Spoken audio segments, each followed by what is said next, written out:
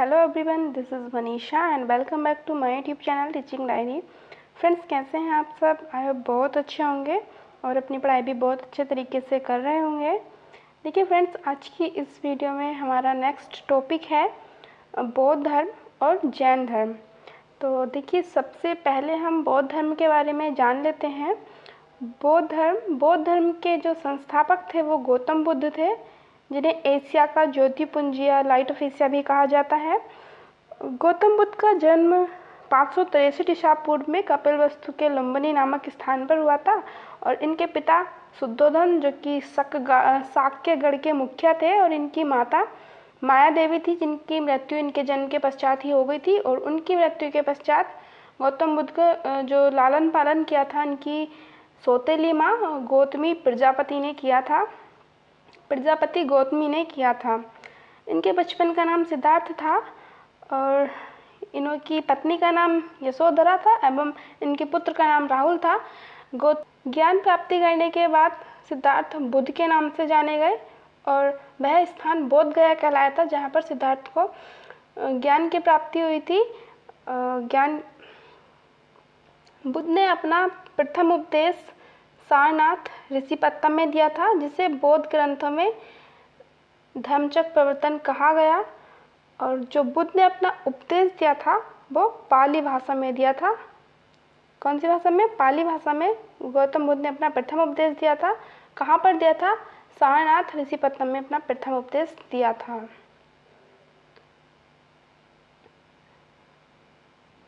बुद्ध ने सर्वाधिक उपदेश श्रावस्ती में दिए थे अपने, जो कि कौशल देश की राजधानी थी। श्रावस्ती कौशल देश की राजधानी थी और यहाँ बुद्ध ने अपने सर्वाधिक उपदेश दिए थे। बुद्ध ने अपना अंतिम उपदेश दिया था, किसे दिया था? सुभद्र को। सुभद्र इनके शिष्य थे, उन्हें अपना अंतिम उपदेश दिया था। और त्रिपिटक ग्रंथ है। देखिए, त्रिपिटक ग्रंथ क्या था? ये बुद्ध के उपदेशों का ग्रंथ है और बौद्ध धर्म का सबसे प्राचीन ग्रंथ त्रिपिटक है।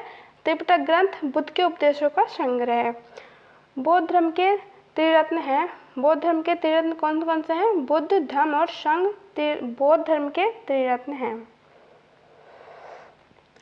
बौद्ध धर्म ग्रहण करने वाली प्रथम महिला कौन थी? गौतमी बौद्ध धर्म ग्रहण करने वाली प्रथम महिला थी। और बुद्ध चरित्र की रचना की किसने की? अश्वघोष ने बुद्ध चरित्र की रचना की।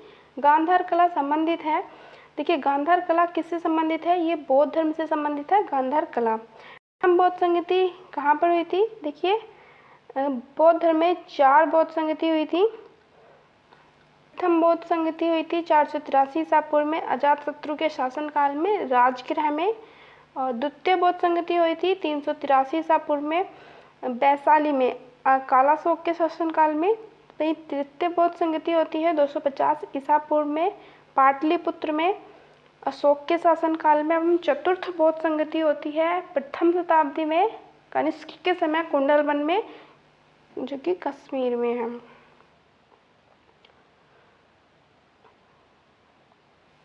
देखिए, बौद्ध संगति के आयोजन स्थल हैं क्रम से। पहली जो प्रथम बौद्ध संगति थी राजगृह, द्वितीय वैशाली, तीसरी पाटलिपुत्र, चौथी कश्मीर। राजगृह अजातशत्रु के शासनकाल में, वैशाली जो होती है, वैशाली में जो हुई थी वो कालाशोक के शासनकाल में, और तीसरी होती है पाटलिपुत्र में अशोक के शासनकाल में, चौथी कनिष्क के शासनकाल में कश्मीर में हुई थी। प्रथम बौद्ध संगति के अध्यक्ष थे, देखिए, प्रथम बौद्ध संगति के अध्यक्ष कौन थे? ये थे महाकश्यप। द्वितीय बौद्ध संगति के अध्यक्ष सवाकामी, तृतीय बौद्ध संगति के अध्यक्ष मोगलीपुत्र तिस एवं चतुर्थ बौद्ध संगति के अध्यक्ष थे वसुमित्र।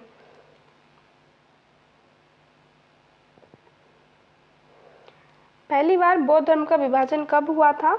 तो पहली बार बौद्ध धर्म का विभाजन हुआ था द्वितीय बौद्ध संगति में, एवं जो दोबारा विभाजन हुआ था वो होता है चतुर्थ संगति में। और उसके बाद हीनयान एवं महायान 2 भागों में बौद्ध धर्म विभाजित हो जाता है। देखिए, हीनयान और महायान अस्तित्व में आया। चतुर्थ बौद्ध संगति में हीनयान एवं महायान अस्तित्व में आया था। बुद्ध के पूर्व जन्म पर आधारित कथाएं हैं। जातक कथा, देखिए जातक कथा सभी जानते हैं, हमने बचपन में बहुत पढ़ी है जातक कथाएं, जो कि बुद्ध के पूर्व जन्म पर आधारित कथाएं हैं। अजंता की गुफा में किस ग्रंथ का चित्रण है? तो अजंता की गुफाओं में जातक ग्रंथ का चित्रण है, जो कि बौद्धों का पवित्र ग्रंथ है जातक।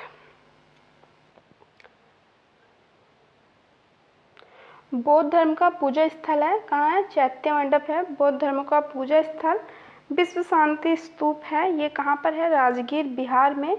विश्व शांति स्तूप राजगीर बिहार में स्थित है। देखिए एशिया का ज्योतिपुंज कहा गया है, किसे कहा गया है? अभी बताया था, बुद्ध को एशिया का ज्योतिपुंज कहा गया है, जिसे लाइट ऑफ एशिया भी कहा जाता है। बुद्ध की मूर्तियों का निर्माण किसके काल में हुआ था? कुषाण काल में बुद्ध की मूर्तियों का निर्माण किया गया था। बुद्ध के प्रमुख अनुयायी कौन थे? बुद्ध के प्रमुख अनुयायी शासक थे बिंबिसार, प्रसेनजित एवं उदयन।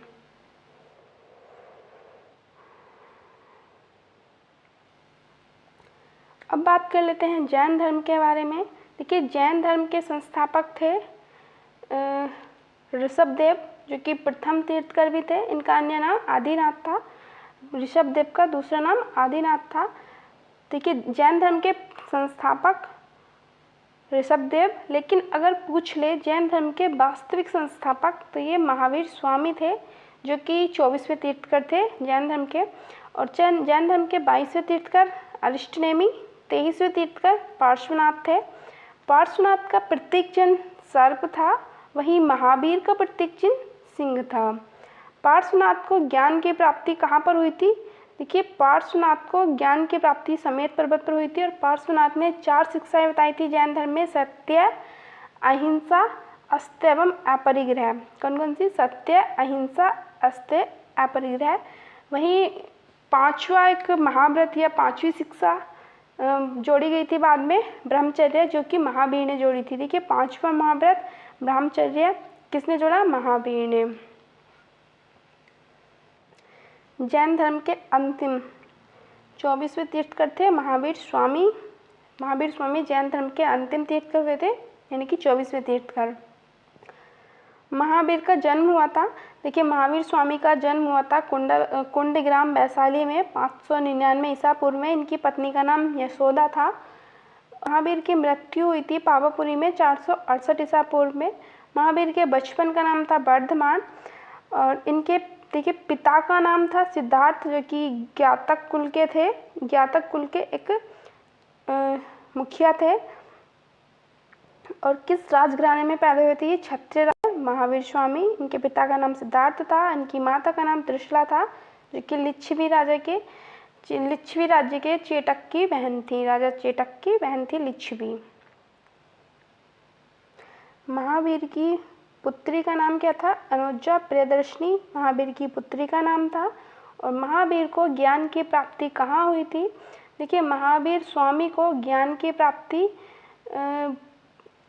महावीर स्वामी ने 12 वर्षों तक कठिन तपस्या की थी। उसके पश्चात महावीर को ज्ञान की प्राप्ति हुई थी जम्बृग ग्राम में, ऋजुपालिका नदी के तट पर साल वृक्ष के नीचे। कहाँ पर? जम्बृग ग्राम में ऋजुपालिका नदी के तट पर साल वृक्ष के नीचे महावीर स्वामी को ज्ञान की प्राप्ति होती है। और देखिए महावीर स्वामी ने अपना जो उपदेश दिया था वो प्राकृत भाषा में दिया था, जबकि गौतम बुद्ध ने अपना उपदेश पाली भाषा में दिया था। जैन धर्म में पूर्ण ज्ञान के लिए शब्द है कैवल्य। कैवल्य शब्द का अर्थ पूर्ण ज्ञान। जैन धर्म का परम लक्ष्य है मोक्ष की प्राप्ति। जैन तीर्थकरों की जीवनी का उल्लेख कहाँ मिलता है? कल्पसूत्र में मिलता है जैन तीर्थकरों की जीवनी का उल्लेख। महावीर स्वामी ने अपना प्रथम उपदेश कहाँ दिया था? देखिए महावीर स्वामी ने अपना प्रथम उपदेश दिया था राजगृह में, प्राकृत भाषा में।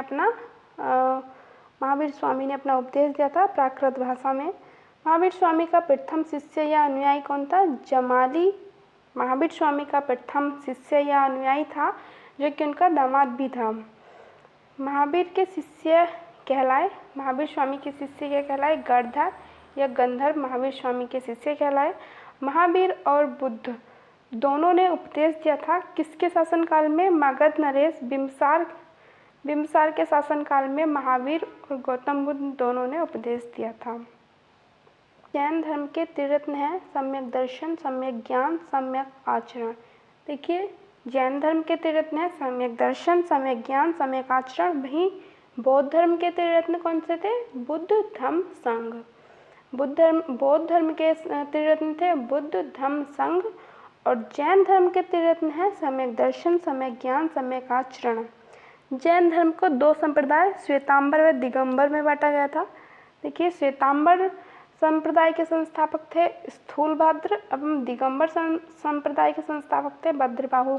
जो श्वेतांबर थे वो श्वेत वस्त्र धारण करते थे एवं दिगंबर नग्न रहते थे। जैन तीर्थंकरों की जीवनी है। देखिए, जैन तीर्थंकरों की जीवनी कहाँ पर मिलती है? कल्पसूत्र में मिलती है। और कल्पसूत्र की रचना किसने की थी? ये भद्रबाहु ने की थी कल्पसूत्र की रचना। जैन साहित्य को क्या कहा जाता है? देखिए, जैन साहित्य को आगम कहा गया है। ये क्वेश्चन वेरी मोस्ट इम्पोर्टेंट है। जैन साहित्य को क्या कहा जाता है? आगम। क्वेश्चन बहुत बार एग्जाम में पूछा भी गया है, जैन साहित्य को क्या कहा जाता है? आगम।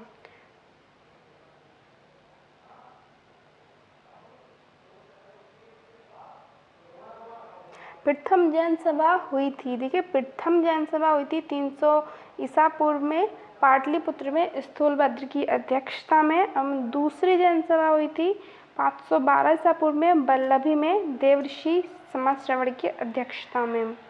और भारत में जैन धर्म का सबसे बड़ा समर्थक है खारवेल। तो ये थे हमारे आज के बौद्ध धर्म और जैन धर्म से रिलेटेड कुछ वेरी इंपॉर्टेंट पॉइंट। तो कैसे लगे आपको हमारी आज की वीडियो? प्लीज़ कमेंट करके ज़रूर बताएं। यदि आपका कोई विचार है या सुझाव है या आप हमें कोई जानकारी देना चाहते हैं तो प्लीज़ कमेंट सेक्शन में ज़रूर बताएं। Thanks for watching.